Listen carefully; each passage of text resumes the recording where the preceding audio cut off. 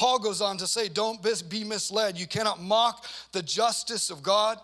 You cannot mock God. You will always harvest what you plant. Those who live only to satisfy their own sinful nature will harvest decay and death from that sinful nature. But those who live to please the Spirit will harvest everlasting life from the Spirit.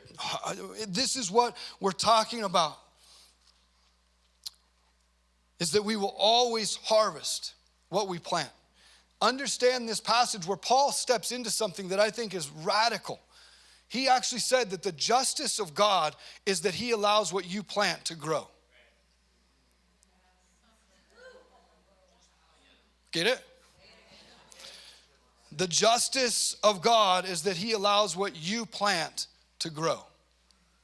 And so if you choose to sow into the spiritual realm, into the spiritual health, into the spiritual life, into your connection and the kingdom and the king, you will harvest a spiritual life in return, an eternal reality, an eternal realm, a realm that exists around us and in us right now today, that is overlaid across this physical reality. And if I sow into the spiritual, I will live in the spiritual. I will live out that eternal reality. But if I choose, again, to just sow into the flesh and what my kingdom wants and what I desire and what makes me feel good and what pleases me and props me up and makes me successful and makes me be able to have the things that I need so I don't have to deal with fear or whatever it is, if that's the kingdom that I sow into, those things will become fruitful in my life, except that the fruit of those is rotten and it pulls me away from the spiritual reality of Jesus the King.